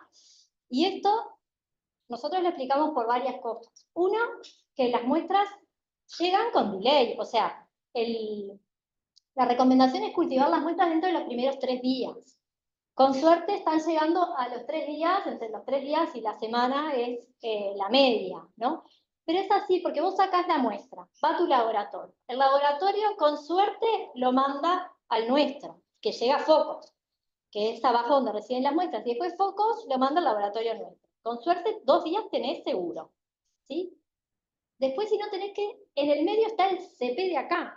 Entonces, ¿no? Ponelo acá en el clínica. Vos lo sacás en el laboratorio. El laboratorio, al otro día, el CP no está abierto todo el día, le manda muestras todo el día. Al otro día va el CP, y el CP lo manda con el mensajero, y después llega, y entonces, mínimo 2 días de retraso tenemos. Entonces, estas son muestras que tienen muy poquita carga bacilar. O sea, el tiempo, la carga bacilar en la muestra va cayendo con el tiempo. Y eso es así. Entonces, si yo tengo muy poquitos bacilos, y demoro, obviamente, los pierdo. Lo otro es que las muestras se decontaminan. ¿Por qué? Porque la mayoría tienen microbiota. Entonces, esa decontaminación, toda la tuberculosis la resiste mucho mejor que el resto de las bacterias, pero no es inocua. Y se calcula que hasta un 30% de los bacilos mueren en la decontaminación. ¿tá? Entonces, si yo le sumo el retraso en el envío más la decontaminación, no es raro que las muestras con muy baja carga yo no tenga desarrollo. ¿no? Y no me pasa solo a mí, o sea, en la literatura también pasa. Es algo que esperamos. Una pregunta, ¿y te llama la atención el 242 de los y medio? Porque yo hubiera pensado que no. Sí, me llamó la atención. Y estos también, estos algunos igual son previamente tratados o lo que fuera, pero ¿sabes qué? Esto nosotros, o sea, cuando a mí me aparece una cosa así, en el laboratorio vamos a revisar todo, ¿no? O sea, si yo tengo un high, mi cultivo no crece, no es que me da lo mismo, no, tengo que ir a ver, digo, bueno, miro, ¿qué pasó? ¿Qué pasó con esta muestra? ¿Cuánto demoró el envío? Pero eso también está falseado, porque que me lo ingresen al TVSoft un día y me pongan que es de ese día, no quiere decir que sea de ese día la muestra. No sé cuántos días pasó antes en el laboratorio, ¿sí? A veces sí veo y de repente son muestras que demoraron 6, 7 días en llegar. ¿Me explico? O sea, y los miramos y los reincubamos, los dejamos, o sea, más allá de las 8 semanas, de repente los dejamos 15 días más o un mes más, a ver si logramos obtener algo en esa muestra. O sea, esto es algo que, nada, esto no debería darse, ¿no? Igual que en el sentido inverso, cuando nos pasa un expert negativo con un cultivo positivo, en una expectoración, anda a mirar, ese expert está mal informado. Y pasa, y llamo al laboratorio y digo, che, ¿te animás a revisar este expert de este paciente que tengo un cultivo positivo? Ay, me dice informado mal. ¿Entendés? Pero, o sea, la verdad que se comporta muy bien, y entonces cuando las cosas salen de lo que uno espera, nada, uno va a revisar qué fue lo que pasó con esa muestra. Pero sí, este porcentaje yo hubiera pensado que era menor. Sí, no, capaz que yo ayer, claro, yo en el archivo que tengo los tengo juntos, los low y los very low, capaz que tendríamos que ver la proporción de very low O sea, y los low para... pero debe ser también solamente lo largo de la muestra, 15, Sí, estamos hablando de claro, poca de todo puede ser. Igual esto sigue siendo poca ADN. claro, por eso sí. Julio, ¿querés decir algo? Estaban tratados. No, sí, bueno, 30%, una de cada 3 muestras de los low, very low y trazas, es un porcentaje realmente alto para los médicos clínicos que estamos viendo pacientes, que es la sensación que tenemos, por algo estamos teniendo esta discusión, sana discusión. Es un porcentaje alto. Es cierto que la literatura tiene distintos reportes, pero es muy alto y a mí me queda claro que la técnica de biología molecular es muy capaz y muy buena en detectar, y si te dice positivo es porque ella detectó algo de biología molecular compatible con Mycobacterium. La pregunta es si eso se junta con que el paciente tenga una enfermedad tuberculosa activa y que tenga que recibir un tratamiento antituberculoso, que es lo que los clínicos, los infectólogos estamos viendo de una manera bastante frecuente y que hemos intercambiado entre nosotros y entre varios colegas. En ese contexto, le hemos pedido a varios de los grados 2 nuestros de la cátedra que revisaran los temas, así que cuando Zaida quiera darles el paso a ellos para que nos comenten un poco qué han encontrado, estaría bueno. Pero no quiero tomar más la palabra para no sacar más tiempo. Quiero comentar algo con respecto a eso. Y como vos decís, Julio, realmente la biología molecular vino a cambiar los paradigmas o los conocimientos paradigmáticos clásicos y por siglos de la tuberculosis. Entonces, también en lo que hoy sabemos de la historia natural de la enfermedad. Entonces, hoy por hoy, nosotros sabemos que un individuo se contagia, o sea, se contagia de tuberculosis, sabemos que el Mycobacterium de tuberculosis va a crecer en las zonas donde hay mayor concentración de oxígeno, va a ser una bacilemia. Ese bacilo puede ser eliminado por el sistema inmune, puede quedar en forma latente, que llamamos infección tuberculosa latente, que ocurre la mayoría de las veces, o puede causar enfermedad, ya sea inmediata o si se reactiva después, posterior. Eso es lo que sabemos. ¿Qué métodos diagnósticos tenemos para detectar Mycobacterium tuberculosis en una situación de que no hay enfermedad? Son pruebas pobres, son el PPDI y el IGRA, ya eso lo conocemos, ¿verdad? Que también ahí hay mucha dificultad. Hoy las pruebas, se ha visto que con estas pruebas moleculares, el diagnóstico de este ADN podría estar diagnosticándonos en la historia natural de la enfermedad una fase más de la infección tuberculosa latente, un individuo que se va a reactivar y estar haciendo el diagnóstico de PB subclínica. O sea, se ha visto y hay alguna evidencia científica que es poca, que cuando tú encontrás ADN, digo, el individuo está sintomático, podría ser una etapa de esa historia natural de la enfermedad. Y que si seguimos esa cohorte de pacientes, terminen algunos siendo tuberculosos o el sistema inmune, aún en esa fase de Y positivo, PPD positivo y EpiPer bajo, o como quieras, porque el individuo consultó con se tiene EpiPer, se cura. O sea que lo que quiero decir con esto es que todavía tenemos otro conocimiento más que asimilar, y que las pruebas moleculares no se pueden estar haciendo un diagnóstico de lo que hasta ahora tan precoz que se ha dado por llamar TB subclínica, y que entra como un estadio de esa historia natural de la infección tuberculosa, desde que el individuo contrae el bacilo hasta que se enferma. Entonces, ¿qué interpretación darle a eso? Podría ser una TB subclínica. ¿Qué va a pasar con ese individuo? No sabemos. Digo, obviamente, si ese hallazgo es un inmunodeprimido, tiene alta chance de evolucionar a TB habitada, vacilocopía positiva en 2 años, yo qué sé. Si ocurre un inmunocompetente, capaz que le va todo bien y nunca desarrolla absolutamente nada, o a los 3 años lo vemos y tiene un granuloma clasificado. Claro, Mariela, pero ¿hay algo que diga ahora en las guías de tratamiento si usted, el diagnóstico de TB subclínica se hace de tal manera y si usted hace ese diagnóstico, el paciente tiene que recibir un tratamiento como si fuera una enfermedad tuberculosa activa?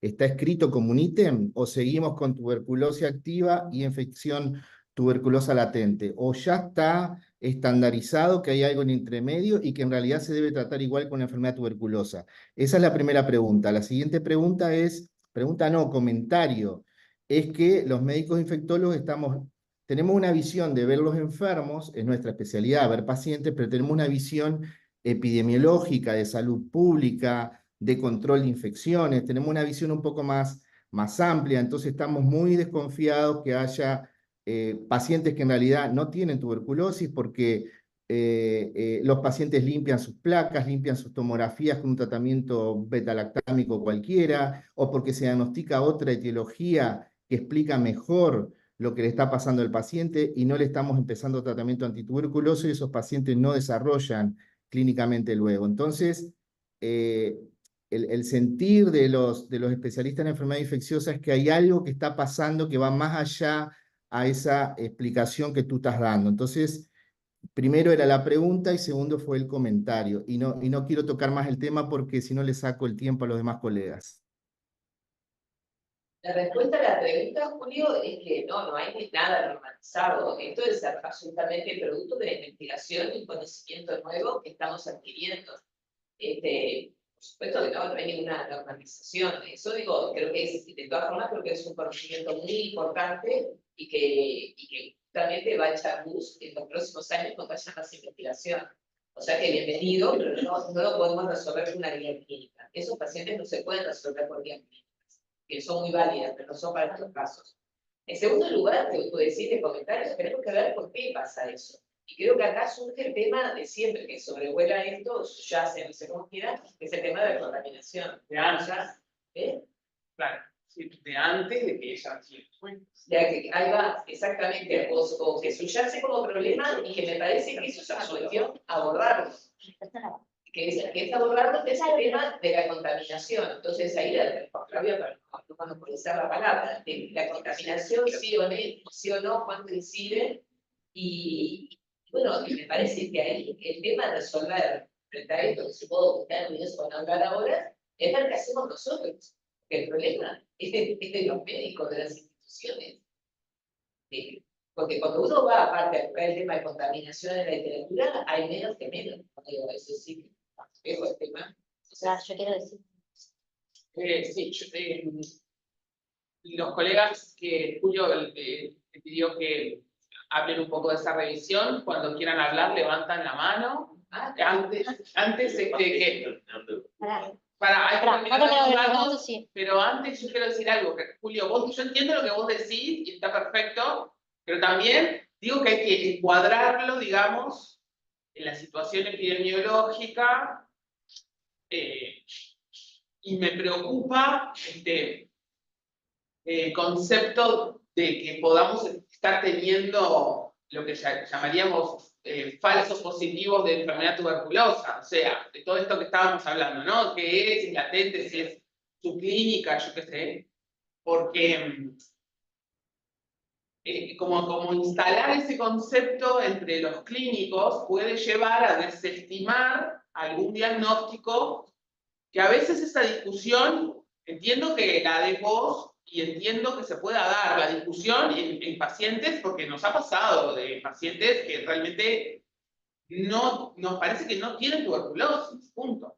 Pero bueno, me preocupa en la situación en la que estamos, que entendemos que llegamos tarde a los diagnósticos de la mayoría de los casos, no de unos pocos casos que pensamos que no son, el mensaje ese bueno, de que esto hay que, o sea, es decir, hay que bucear mucho en la historia del paciente, tener mucho vínculo con el laboratorio y discutir mucho para llegar a esa conclusión que vos estás llegando, ¿no? De que un paciente inmunosuprimido que tiene un GeneXpert trazas, en realidad no es tuberculosis. Digo porque no me gustaría, yo entiendo tu planteo, pero me gustaría que no se tomara liviano, porque que nadie de los que estamos presentes piense que podemos desestimar un GeneXpert trazas livianamente. Quizás después de mucho análisis podríamos. ¿Me explico? Porque nada, eso, Pero el eso me problema no preocupa somos un poco y quería nosotros, Aida. decirlo, porque Nosotros entiendo lo que podemos, vos tenemos decís que una no hemos capacidad. discutido, Nosotros, pero nosotros tenemos una capacidad de discusión y tenemos posibilidad de intercambiar entre múltiples colegas y analizar con múltiples variables, ¿no? A mí me preocupa es al revés. Los colegas que no tienen esas posibilidades o esas herramientas para analizar 20 variables en su cabeza con otros colegas y que frente a los resultados positivos pone un tratamiento.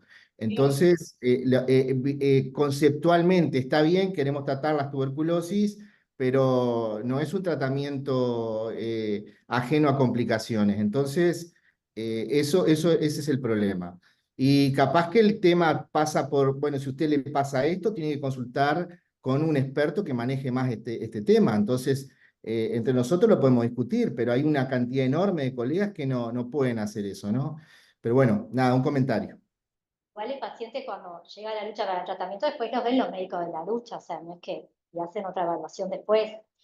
Y hay en esta casuística hay pacientes que llegan, que se les pone tratamiento y que son desechados después, ¿no? se le saca, Que- los desechados. Desechados como casos, no desechados los pacientes, qué feos son. Para que te puedo, ¿Quiere compartir? hago Sí, acá. sí, sí. Ahí. Allá. Acá. Doble. Bien. De estos datos, bueno, esto, ¿no? El tipo de muestra, la mitad son lavados, ¿sí? Creo que un 35% son esputos y el resto son muestras extrapulmonares, ¿ah? Pero entonces, de los 254 de estos pacientes, yo fui a revisar uno por uno si estaban o no estaban en el Registro Nacional de Tuberculosis, o sea, si habían sido ingresados como caso, y cuál era la historia bacteriológica que teníamos nosotros de ese paciente. O sea, el 28% eran pacientes previamente tratados, ¿ah? O sea, pacientes que estaban en seguimiento de tratamiento o habían tenido una infección años anteriores. Después teníamos un 9% de pacientes que esa muestra había sido sin desarrollo, pero que en este mismo estudio de su enfermedad tiene otra muestra positiva, ¿sí?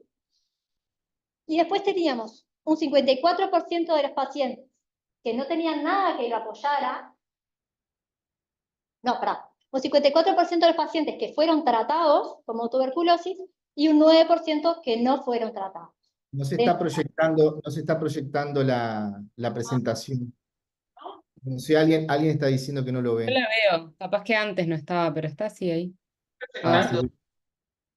Eso es acá abajo, ¿no? O sea, tengo casi un 40% de que están confirmados, o es esperable que yo tenga un positivo porque estaba previamente tratado ese paciente, un 10% de los pacientes que no se trataron y un 54% de los pacientes que efectivamente se trataron por tuberculosis.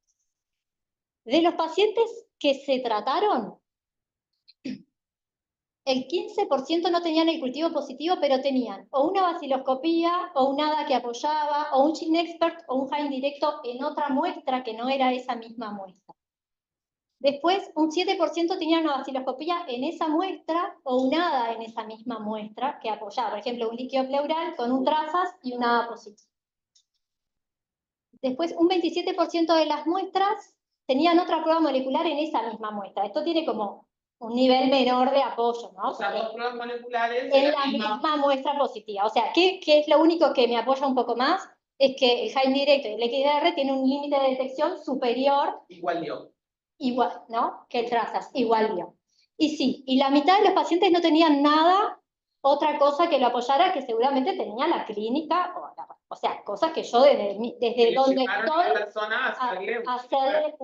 hacer un check y con el resultado trazas poner un tratamiento al paciente.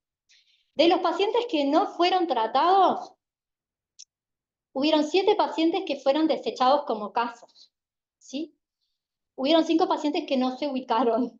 O sea, dicen no se ubica paciente en el RNT.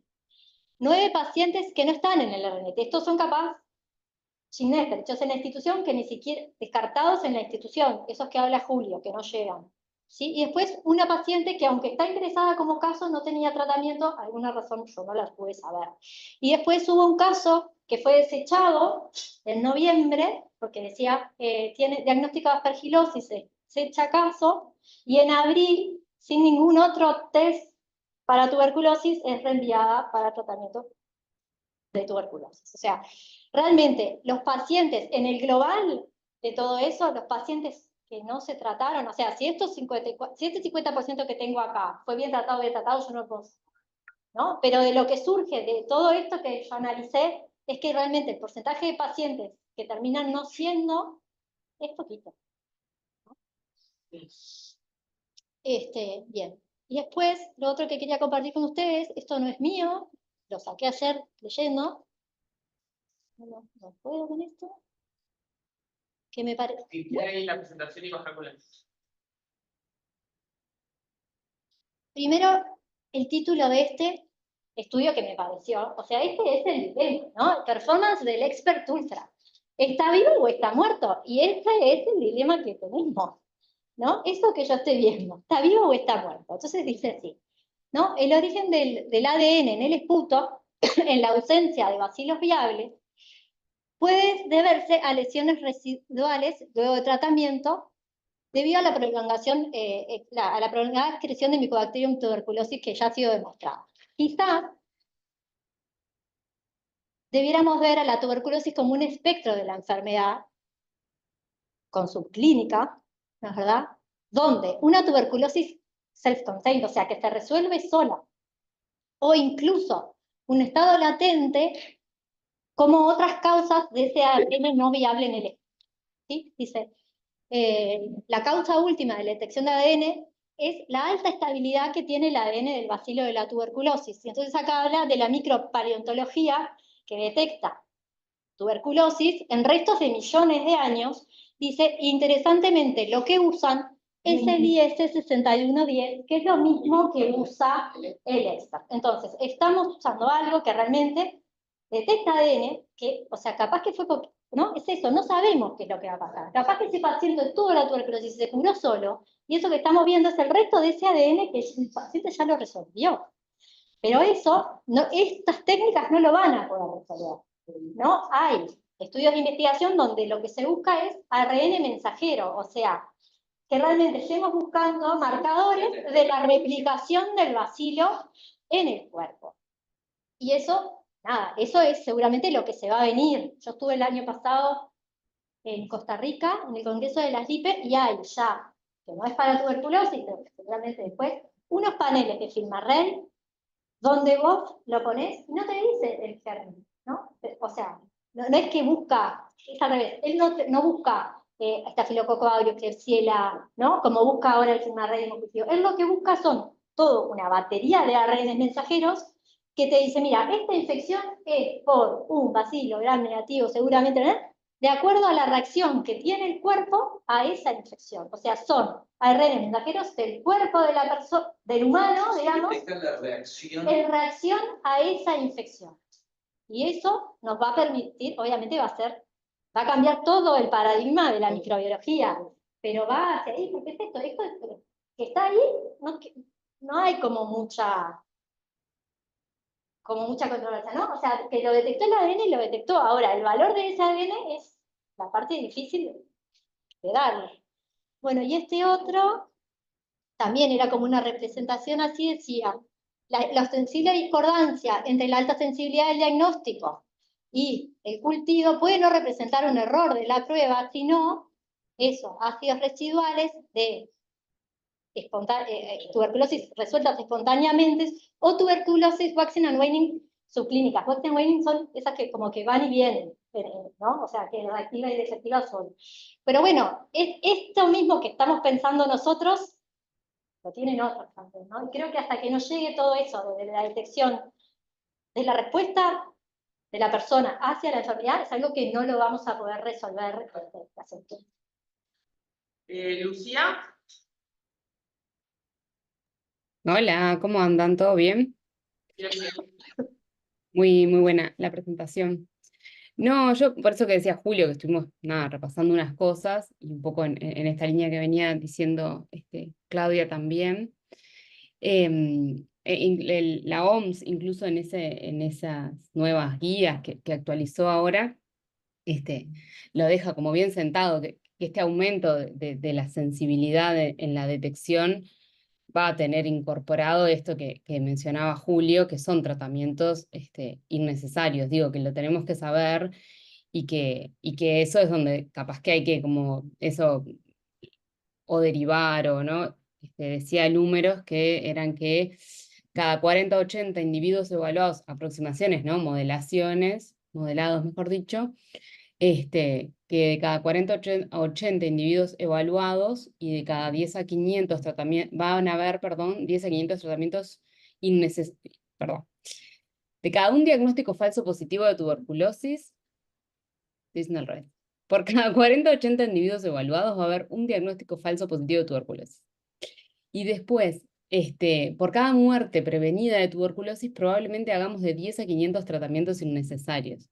A mí la verdad esos números como que me llamaron la atención, ellos dicen que son estimaciones, pero que bueno, obviamente que dependiendo, y lo mismo con los test, que yo la verdad que no pude encontrar para el ultra estudios, esa revisión Cochrane que mostró Claudia habla que para el expert previo, la prevalencia de la enfermedad donde se aplican los test y donde se aplican ¿no? las cascadas de diagnóstico y de tratamiento, obviamente cambian. No es lo mismo en un país donde la prevalencia es muy baja a muy alta. Y después lo otro, hay un estudio que trata como un poco que es un estudio del 2018, bastante viejo, que trata un poco de ver cuál es el devenir de los pacientes que tienen expert positivos con cultivos negativos, y hay como de todo. Los N son súper chicos y son estudios de expectoración. Yo estudios de lavado bronquiolo-alveolar, que también es donde nosotros vemos muchas veces trazas, porque bueno, vemos muchos inmunosuprimidos, entonces son muchos lavados, etcétera. No encontré alguno que particularmente estudiara eso y con lavados. Digamos, en pensar cuáles son las causas de falsos positivos del ultra cuando tenemos trazas o positivos bajos,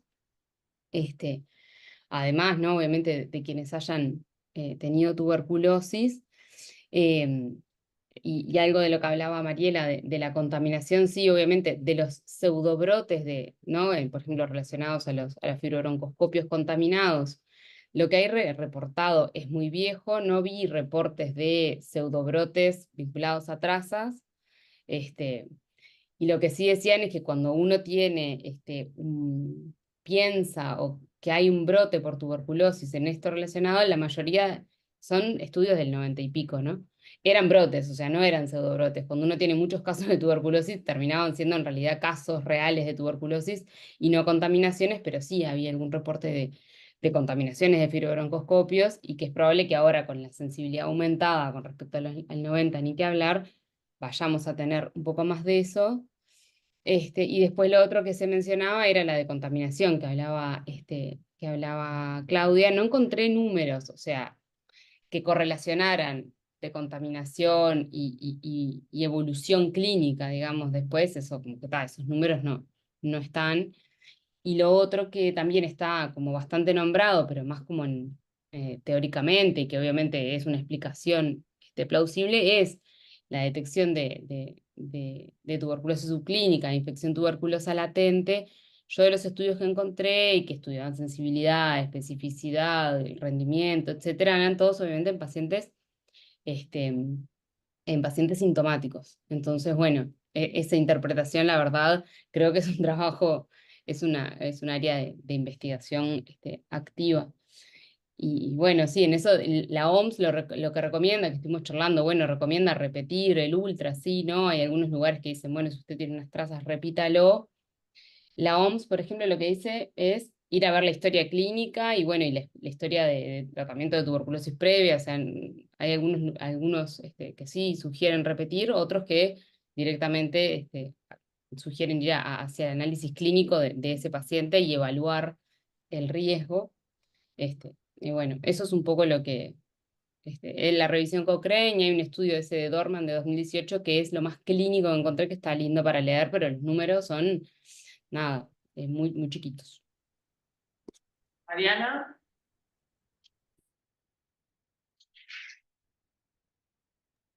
Hola, no, le quería comentar algo sobre el tema que es muy interesante del concepto de la evolución clínica y de la situación clínica, perdón, de la tuberculosis respecto a los estadios, que en realidad eso que comentaba Mariela me parece que es sustancial a la hora de pensar también cómo entran estas pruebas moleculares.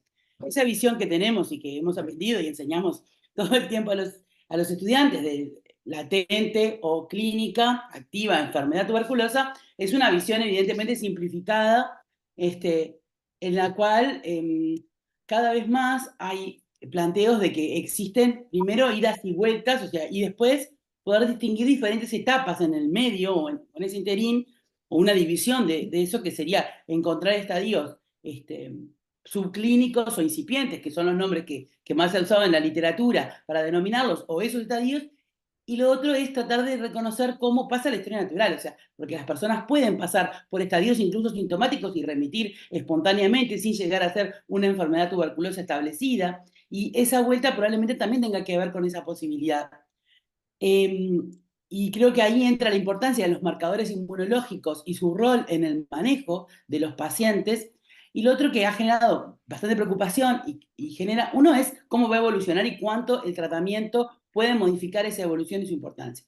Lo otro es la transmisibilidad o no en estas circunstancias, cuánto contribuye eso a la transmisión y entonces cuánto amerita el manejo terapéutico en ese contexto de pensar que puede existir transmisión desde etapas subclínicas o incipientes, y creo que probablemente entender más esta compleja relación entre el huésped y la infección y esa evolución con a veces algunas idas y vueltas, inclusive, tiene importancia a la hora de poder comprender el rol y, bueno, obviamente, de los marcadores de genéticos de que exista el microorganismo y de los marcadores inmunológicos del estadio y la situación clínica de la persona, y probablemente combinar todo esto a la hora de pensar cómo vamos a hacer. Pero por otro lado, en lo más epidemiológico y la parte de la transmisibilidad, como hay evidencia de transmisibilidad en algunas etapas, a veces muy precoces, o sea, de este continuo de estadios que se plantea hoy,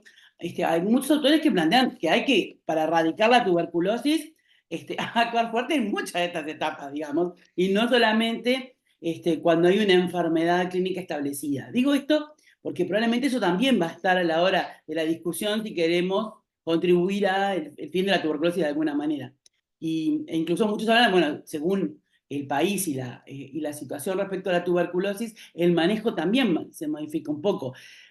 Digo porque me parece que este concepto probablemente también tiene mucho que ver con qué hacemos a la hora del manejo y la interpretación de las muestras, pero entender bien cómo es la patogenia, probablemente tenga mucho que ver con cómo terminamos resolviendo el qué hacer o interpretar en qué situación puede estar esa persona.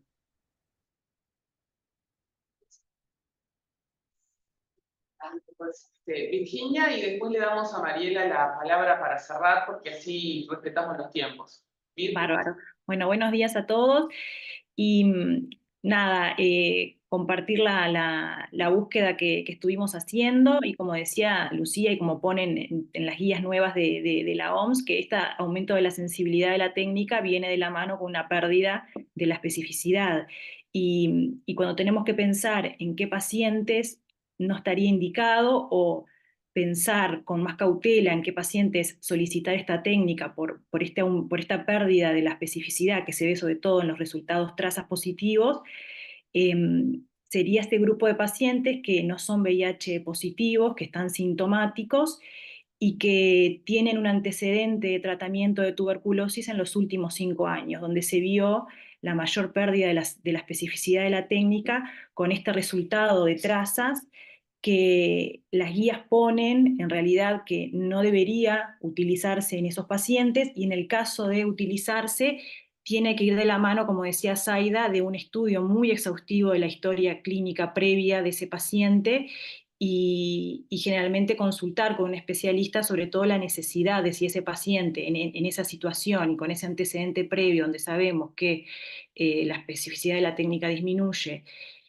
y el valor de ese resultado trazas puede estar vinculado a material genético no vital, es importante plantearlos en eso la necesidad del tratamiento, y por eso las guías, si bien no ponen que no hay que utilizarlo, pero que hay que utilizarlo, que es posible utilizarlo con un nivel de evidencia muy bajo, y si lo utilizamos y le damos valor, bueno, hay que tener en cuenta muchos factores para darle valor a ese resultado. Steven, gracias, Virginia. Hola, ¿qué tal? No, gracias por la presentación. Creo que Lucía y Virginia mencionaron en síntesis casi los aspectos de todo lo que se revisó, que entre todos vimos lo mismo. Lo que yo quería sumar un poco era sobre todo de los resultados bajos, que en este caso por los test moleculares que dan resultados bajos o muy bajos o trazas. Lo que, sobre todo para el desenlace clínico, que era la decisión o no de tratar o no tratar, los escasos estudios que hay sí son enfáticos en decir de que si hay en ausencia de elementos radiológicos de tuberculosis, que eso es algo que está escrito, el tener un resultado bajo en biología molecular en alguien que tiene riesgo, sobre todo si facultaría a diferir el inicio del tratamiento, citando esto de la necesidad de hacer una evaluación clínica exhaustiva, sobre todo en aquellos que tuvieron el antecedente de tratamiento. Por lo que mencionaba Julio de que no es gratuito iniciar sobre todo un tratamiento empírico que, como sabemos, tiene una tolerabilidad variable y un alto riesgo de toxicidad. Entonces, esto inherentemente va a ser un desafío cada vez más constante debido a la disponibilidad de los test moleculares, pero un punto clave que en este caso estaría interesante discutirlo más adelante es el qué grupo de pacientes específicamente se puede plantear diferir, sabiendo de que la mayoría también de esos estudios se hacen en zonas de alta prevalencia de tuberculosis, en las que el umbral ahí de la sensibilidad es más requerido y que, por ejemplo, en otros países donde se trataron con trazas positivo, fueron también entornos de baja prevalencia en donde sí necesitan, en este caso, bajar la especificidad, sí, para lograr captar el mayor número de pacientes. Entonces, nada, que lo que estuvimos revisando era eso, de que hay un grupo de pacientes sobre los cuales se puede plantear no iniciar el tratamiento con un resultado de bajo o muy baja carga, y sobre todo las trazas, sobre todo con ese antecedente de imagen radiológica no compatible con tuberculosis, y en este caso que hayan recibido el tratamiento previo y que se ve que clínicamente evolucionan favorablemente en ausencia de tratamiento.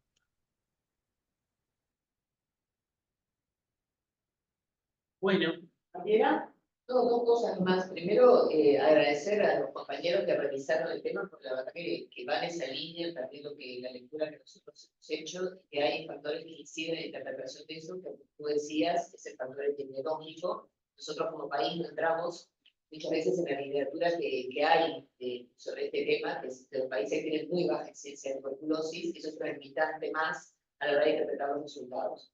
Y otra cosa que tampoco entramos, y que creo que acá sí con la visión clínica es pensar a quién le pedimos un estudio de Ginester.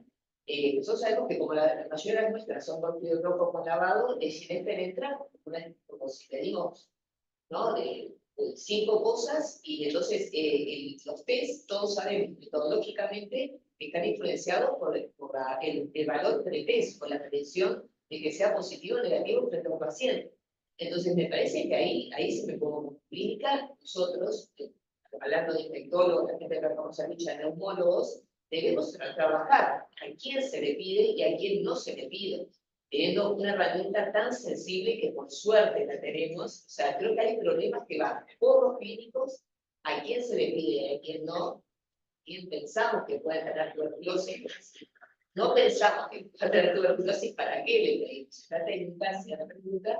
Y por otro lado tenemos un tema con todo lo que es la transmisión de infecciones y los fluorocopios. Y yo creo que acá los clínicos también tienen que dar un paso adelante.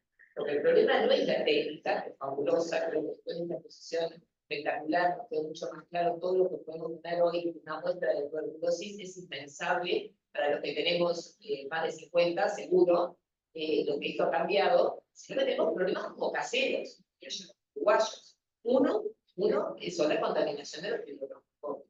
Chile también lo tiene. Bueno, Chile también. Creo que tenemos que trabajar en eso. Digo, que eso es una responsabilidad de lo que está en los comités de infecciones, de los clínicos que piden.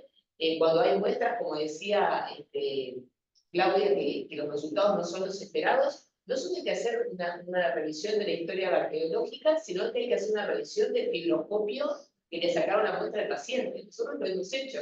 Hay algunos casos porque no entendíamos. Hay que ver dónde estuvo el fibroscopista antes, a quién hizo un lavado, a quién el día anterior, o sea, es increíble, pero digo, me parece que hay una etapa pre-Expert, pre-Claudia Gutiérrez en su laboratorio, que es clínica.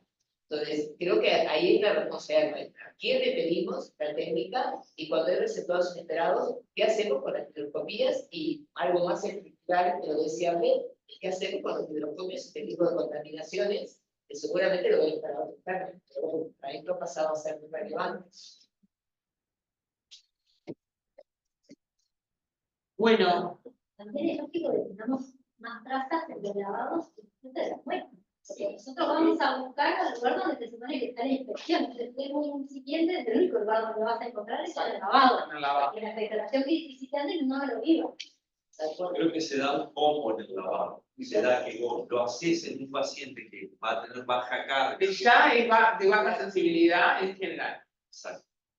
Que después tiene el tema de que lo concentrás, lo centrifugás y lo concentrás, y lo agregás el tema de que muchos fibrólogos probablemente tengan alguna carga de contaminación, se genera un combo ahí y yo creo que lo otro que vos decías, porque yo estoy de acuerdo, fuera de algunas situaciones, me parece que hay como en algún aspecto a veces como una sobreutilización del lavado y de pedir el Ginexpert, cuando en realidad a priori la sospecha de tuberculosis es muy baja.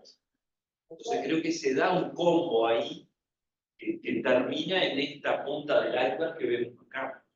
También ahí capaz que se puede manejar los tiempos. O sea, vos podés sacar el lavado, sacar volumen y guardarlo, y ir haciendo los exámenes de etapas. Las técnicas moleculares nos dan la posibilidad de poder hacerlo realmente una semana después. Igual va a ser detectado en la PPG. Si de repente tu primera sospecha, bueno, no tuviste confirmación, y bueno, esto venía como más atrás, capaz que lo puedes mandar en un segundo paso, no ves nada. Digo, de una manera como de manejar que sale lavado y sale todo junto. Bueno, gracias a todos los que se conectaron, gracias a Mariela y Claudia por esto. Vamos a dejar colgado en la página probablemente o en las redes la actividad. Y bueno, y el mes que viene haremos algo más de discusión de casos, quizás, o otro tema, para mantenerlo mensual. Nos vemos, que pasen bien. Hasta luego. Chao. Muchas gracias.